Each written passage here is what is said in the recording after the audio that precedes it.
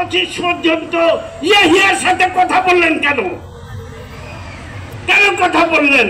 যদি 7ই মার্চের ভাষণ আপনার স্বাধীনতার ভাষণ হয়, তাহলে 14 থেকে 25 পর্যন্ত ইয়াহিয়ার সাথে কথা বলার কথা নয়।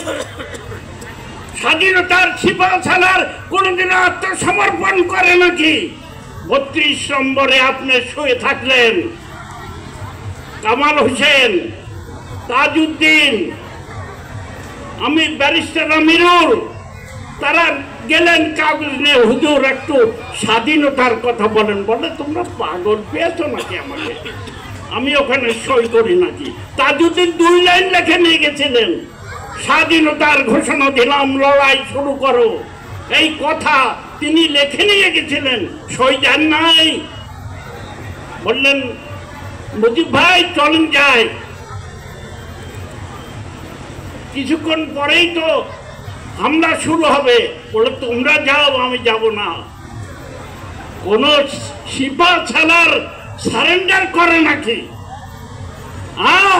আমি বলবো বাংলার জনগণের কে নিরস্ত্র করে বিশ্বাসঘাতকতা করেছে শেখ মুজিবুর রহমান।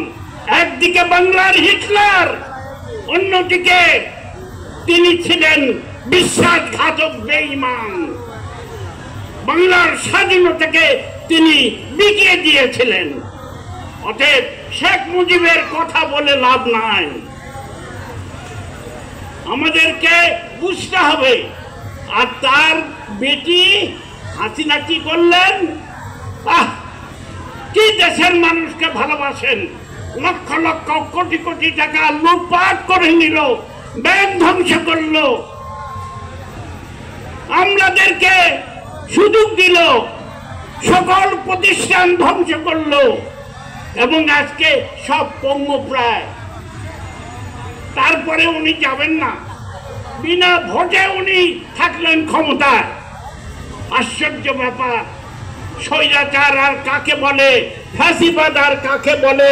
কথা বলতে দিবেন না, রাস্তায় নামতে দিবেন না, ভয় ভীতি ছড়াবেন, এবং তারপরে আপনি থাকতে চাইবেন জোর করে। 2 মিনিট যদি না যেত, ছিন্ন ভিন্ন হয়ে যেত গণভবনে হাসিনা, এবং ওয়াকার সাহেব তাকে পার করে দিয়েছেন। কেন ওয়াকার সাহেব আপনি পার করলেন কেন? গ্রেফতার করা দরকার ছিল। হাজার হাজার শ্রমিক কৃষককে খালি ছাত্র জনতা মৃত্যুবরণ করে নাই, শ্রমিকরাও মৃত্যুবরণ করেছে। ঢাকায় প্রায় 7 থেকে 800 শ্রমিক মৃত্যুবরণ করেছে।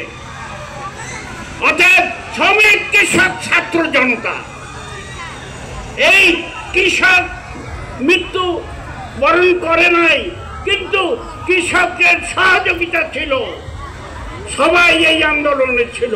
এবং এ কথা আমি বলবো, আমি 52 সময় ছোট ছিলাম, আমি 69 গণঅভ্যুত্থান করেছি, মাঠে ছিলাম, আর একেবারে এরশাদ উৎখাতে মাঠে ছিলাম, এই আন্দোলনেও মাঠে ছিলাম।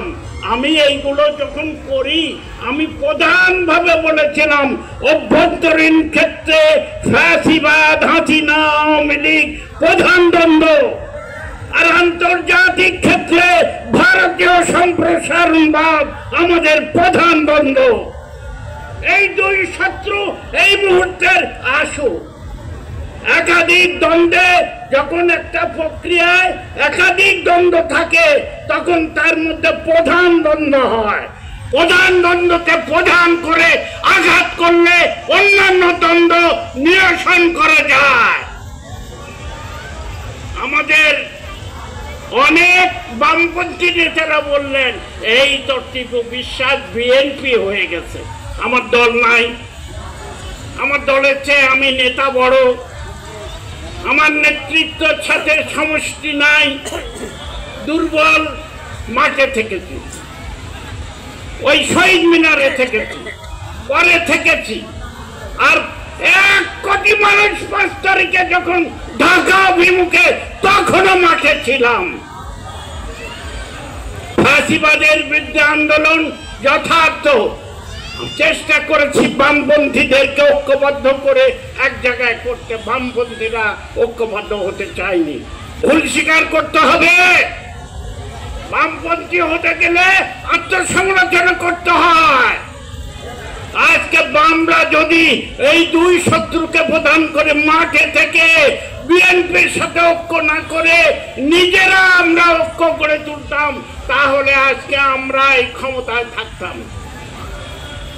হয়েছে, অভ্যুত্থান হয়েছে, কিন্তু এই অভ্যুত্থান কমিউনিস্টের নেতৃত্ব হয় নাই। এই অভ্যুত্থান হয়েছে ছাত্র শ্রমিক জনতার অভ্যুত্থান। এখনো একটা সংবিধান প্রয়োজন। অভ্যুত্থানের পরে পুরানা সংবিধান থাকে না।